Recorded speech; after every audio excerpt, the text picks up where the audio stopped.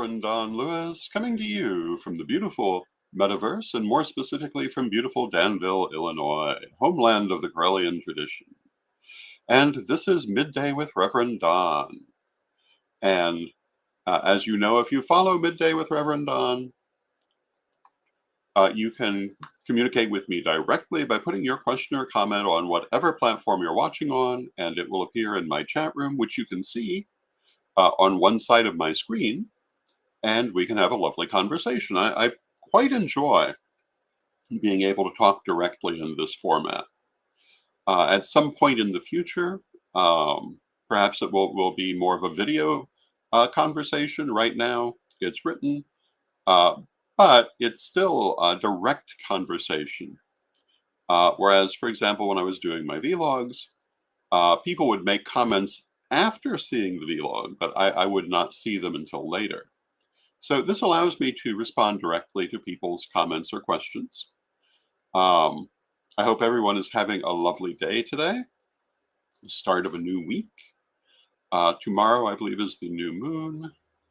We have Mercury retrograde about to start later this week, and chances are I'm going to talk about some of those subjects later in the week, but not today. Today I was going to talk about Psychic 101. And hello to Lynn in the chat room. It's good to see you, Lynn. I have been, for some time now, teaching the Psychic 101 class at Psychic Academy. And as I was thinking, what do I talk about today? The thought occurred to me that maybe some of the things that are part of that class might be relevant for and of interest for people to talk about. I'm not going to review the class as such, but rather some of the basics of psychic reading, some of the things that you really ought to know if you're thinking of doing psychic work for yourself or for others. And I think the first and most important thing to know, and at the risk of repeating myself because I say it often, is that this is a perfectly natural thing. It's not supernatural. It's not really removed from everyday experience, because the truth is we're psychically connected every moment that we're alive. Now, some of us work to shut that down or distance ourselves from it more than others do, but even then, it's still there. It's a natural part of living. When we study the psychic arts, when we learn to interact psychically intentionally, what we're doing is we're taking command of something that we do unconsciously all the time. And everybody has had psychic experiences of one kind or another, whether it's getting a, quote, hunch, end quote, getting a feeling about a person or a place that later turned out to be instructive to them. We've all had occasions, whether we're consciously psychic or not, when we had psychic experiences. When we study it, when we learn it, these become far more something we're conscious of. I don't know that I'll say they're more frequent. I say that we're more conscious of it, and we know what to do with it. Although it's a normal part of our everyday life, we don't normally, if we don't have a background, if we don't have any training in it, necessarily know what to do with it, how to react to it, how to grow it. And hello to Kazan. And seeing Kazan reminds me that I seem to have lost my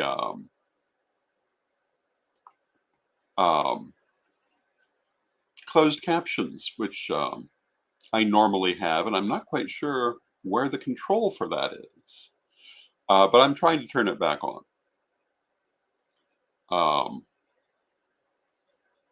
And I hope you're having a good day, Kazan. The next thing that I think I would say is you also want to remember. And Kazan says that they can see the closed captions right now. I guess it got fixed for me. Yay! I'm very happy to know that. I was very concerned about the loss of them. It must have. I'm not quite sure what had happened, but there was at least one day when we seemed to have lost them, and I'm glad to see them back because it's very important. One of the things I've always believed very strongly in is accessibility for everyone. And I will admit there are times that we've been more able to be accessible than others. We've always done our best to be as accessible as we can. And I certainly hope to continue that. And hello to Donna in the chat room. Greetings from Lake Superior, the inland sea. Greetings, Donna. Um, it is it's wonderful to see so many people from so many places. And I love it when you say hello, and I particularly love when I see new names and new people. It tells me we're growing and continuing to thrive. And of course, I also love seeing all the people that I already know and love. So, in addition to psychism being a natural thing, the next thing I would say is that hello to Monica in the chat room.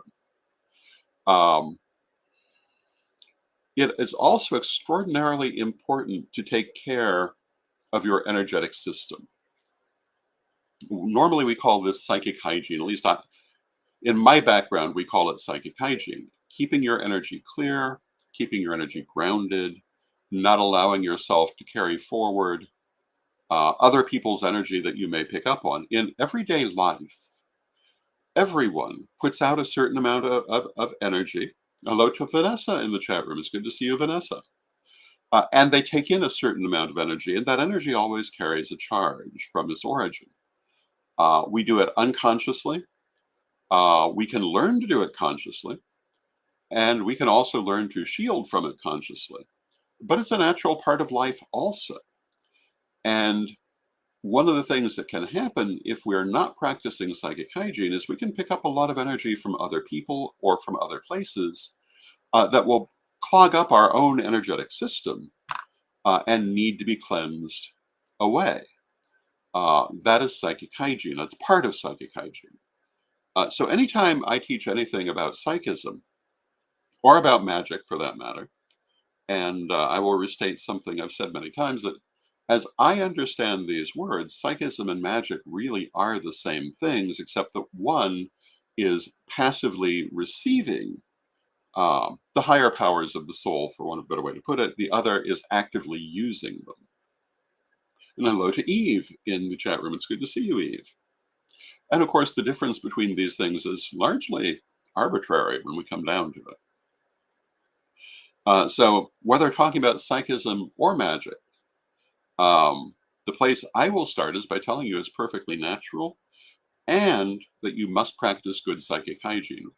I've often talked about how when I worked with the D&H psychic fairs in central Illinois 40 years ago now, a long time ago, but many of the psychics there, certainly not all of them, but some of them um, were very ungrounded because they didn't know psychic hygiene. It wasn't part of their particular background. If I had needed any stronger message for why psychic hygiene was important and why it needed to be taught, seeing people who were habitually ungrounded because they never got rid of all the extra energy they were bringing in psychic work really underscored that message to me. And some of them seem to be barely in this world.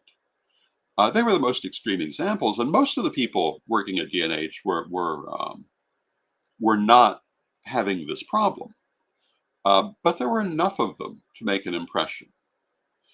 And I know that psychic hygiene is not equally emphasized in every metaphysical discipline, but I think it's an absolute essential to any kind of psychic or magical work.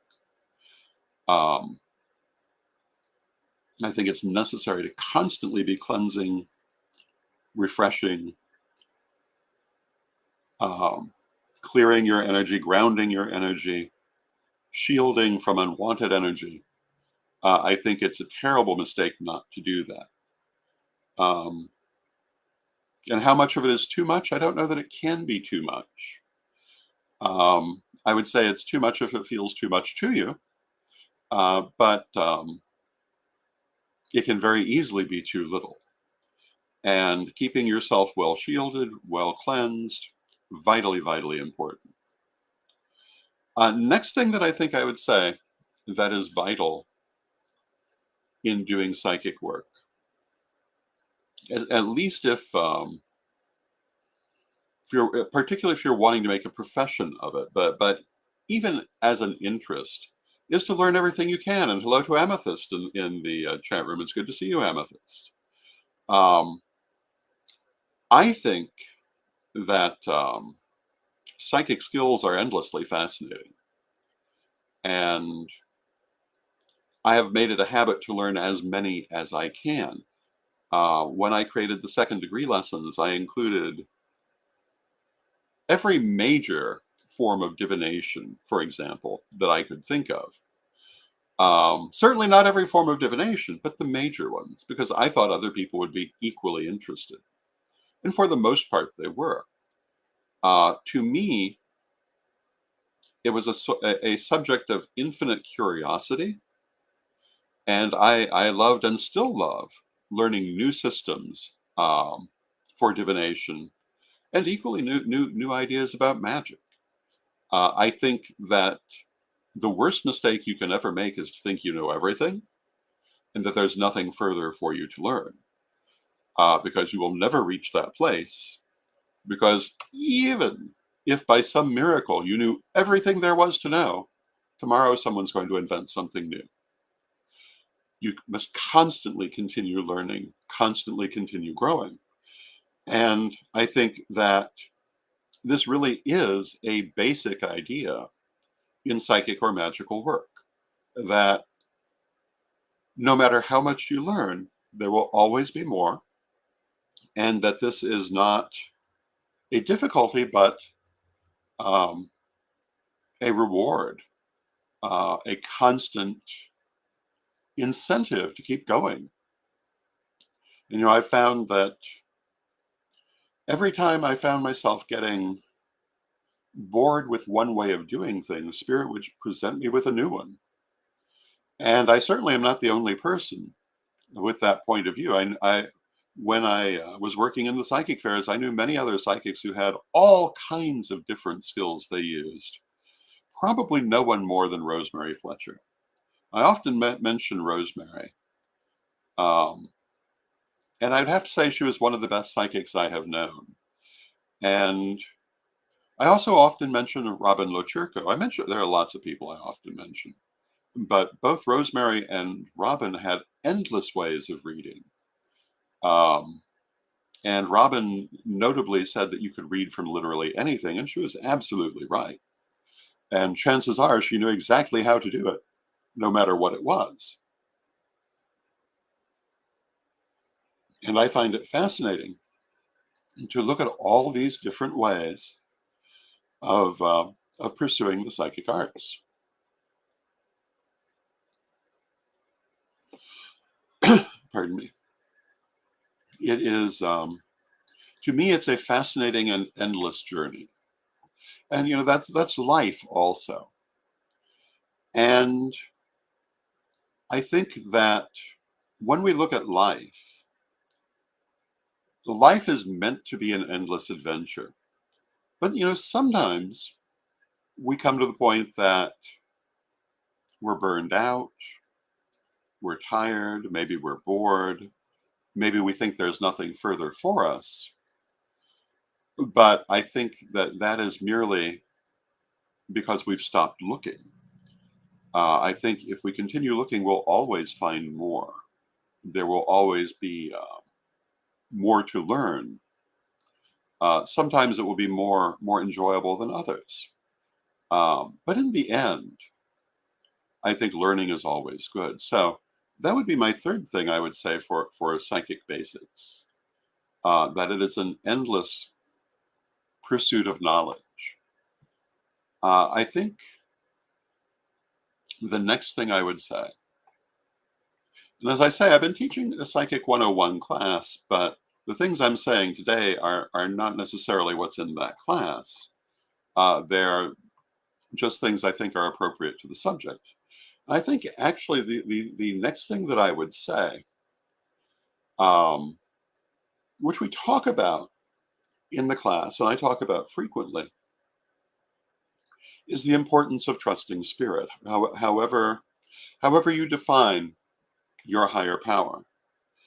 I was taught when I first began reading professionally that whoever came to you for a reading was meant to come to you,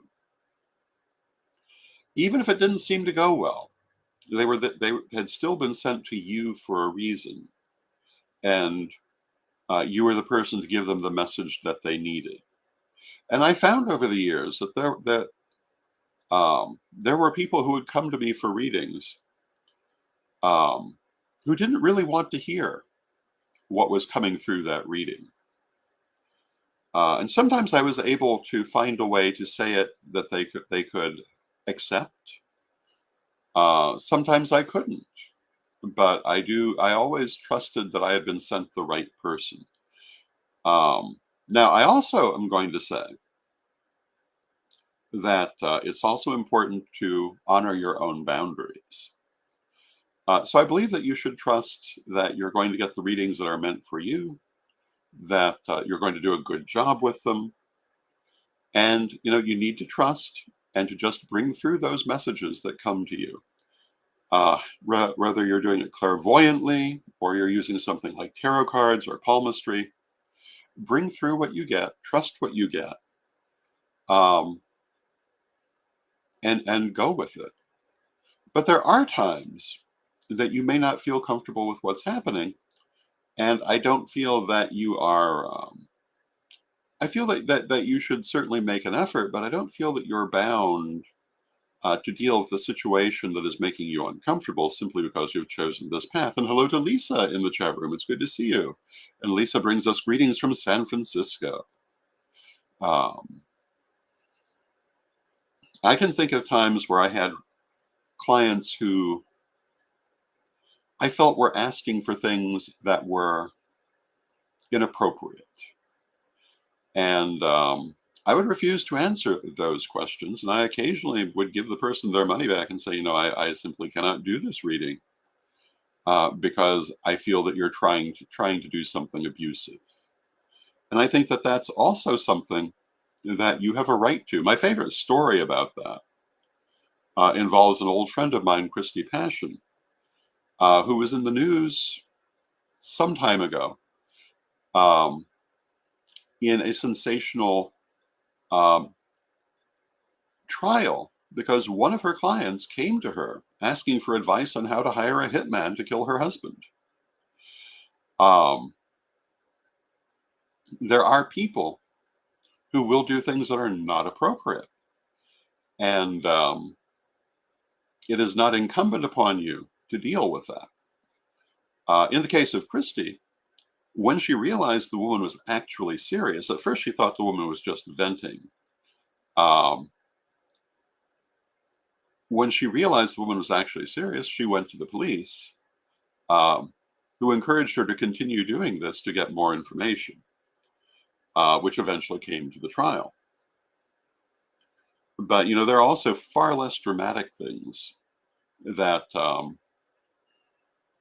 may not be appropriate, and you have the right to say, I'm just not comfortable with this subject matter, and in certain cases, it may be appropriate to go to some authority or another, depending on exactly what's been brought to you. Mercifully, I've never had that kind of situation myself. I've had people who wanted things I thought were inappropriate, but nothing like that. Um, but you do not have to. You can set your boundaries and keep them at the same time that you trust that the people you need are coming to you. It may be that the person was sent to you for that reading to be told that what they're trying to do is not appropriate. Um, so these are all things to consider before you even really get into the psychic arts themselves. They're all parts of reading. Sometimes you will get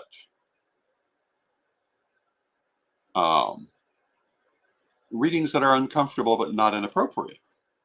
One of the most common ones is the client who will not show you the slightest reaction while you're reading, which actually, with with time, I've come to realize can be very helpful because um, the less you know, the more accurate the information you're getting, in my opinion. But there are some people who are at great pains to try to be completely impassive, and that can be a little disconcerting at times, but not inappropriate. And what I've found is more often than not, when you come to the end of the reading, they'll tell you, "You did a great job." Um, but this is something you learn through practice. It's something that one of the reasons that I've always encouraged would-be psychic readers to work at least for a time in psychic fairs is that you meet so many other psychics who can tell you these things that you will encounter as you read for many people. Um, Other things that may be boundary issues. I was talking recently. I don't tend to enjoy reading in nightclubs, for example. I've done it, or at least after a certain hour, because there tends to be a certain amount of inebriation. For myself, I find that I will pick up that inebriation and physically feel bad.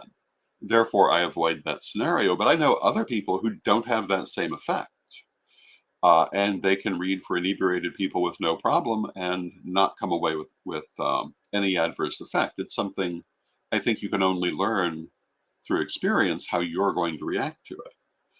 Um, and this is also where psychic hygiene is very important, because if you do find yourself picking up something physical from a client, you must clear that out, or you'll carry it forward.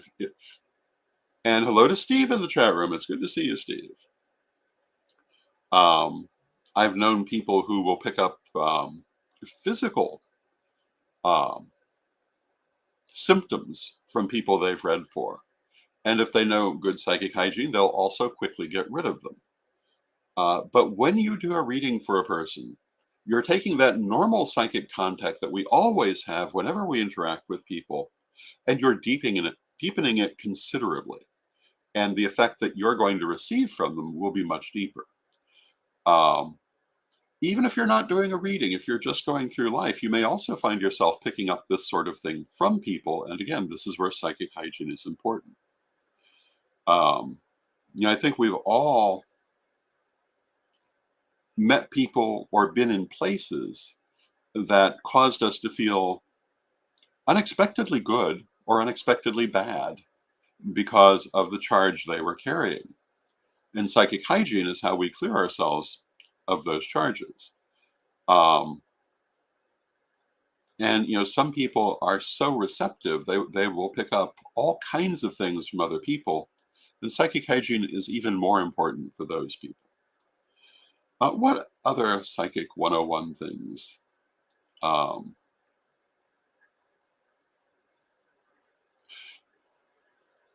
as I was saying before, when you do a reading, you should always trust what you get. You should always say what you get, and you must not analyze it as you receive it. Psychic reading is a passive exercise. The message comes through you. You can analyze it afterwards if you like, but if you try to do it while you're getting the message, you're going to screw it up. Either you'll stop it entirely or you'll warp it. Instead, while you're bringing the message through, um, it is important not to bring any judgment to it. And, if you get a message that seems highly unlikely, you can always say, this seems very unlikely to me, but it is what I'm getting, and all I can give you is what I'm getting. I think it's very important to also remember you can be wrong.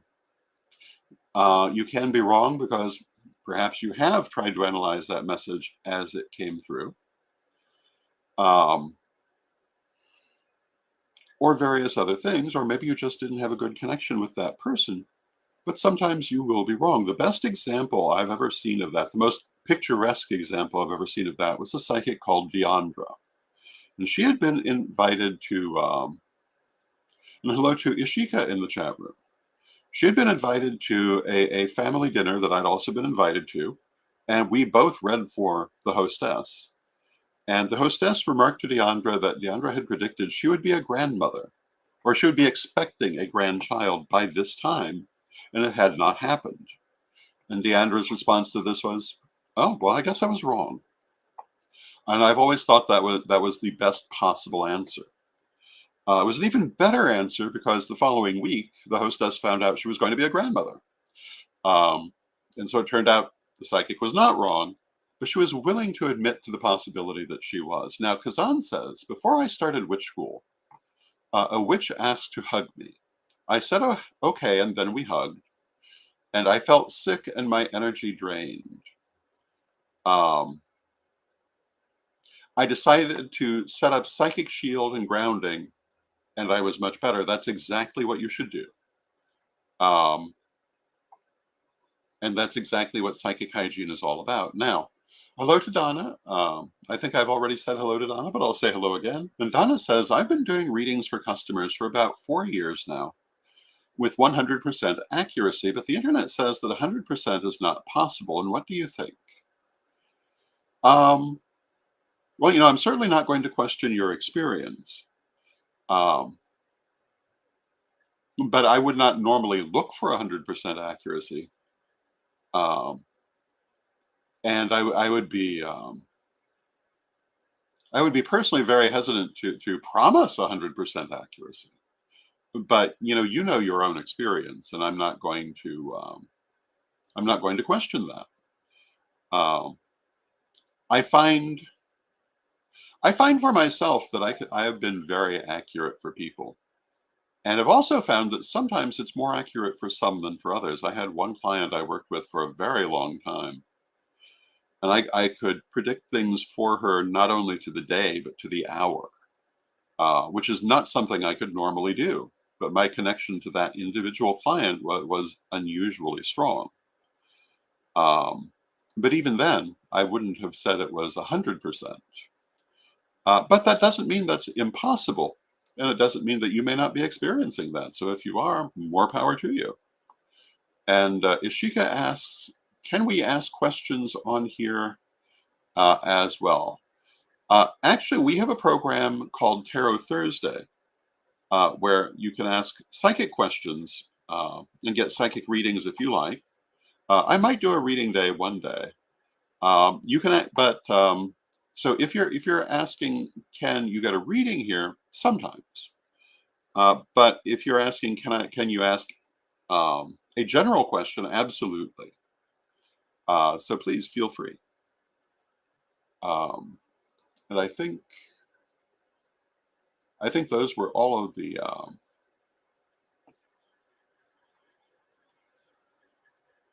And Donna says that they use cards they created themselves and have published them. That's wonderful.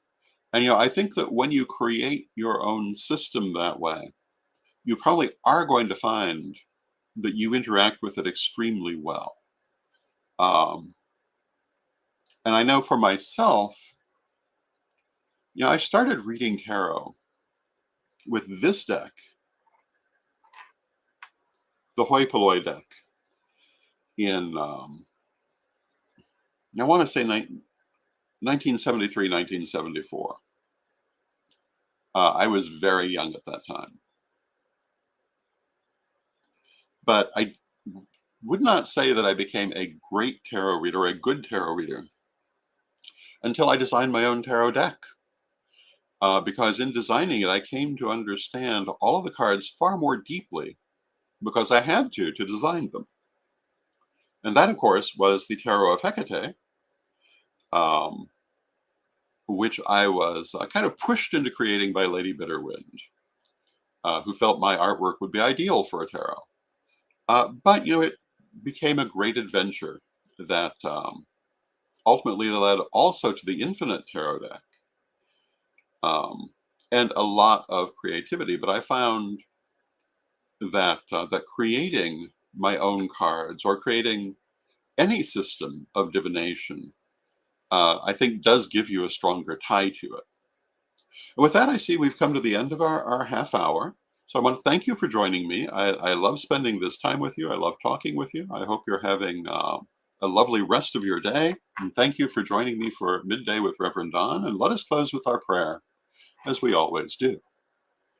And Divine Mother Goddess, Divine Father God, beloved ancestors, we ask you to continue to be with us as we go forward in life and help us to trust what we get from the universe and also to set our boundaries for what we want and what we don't want.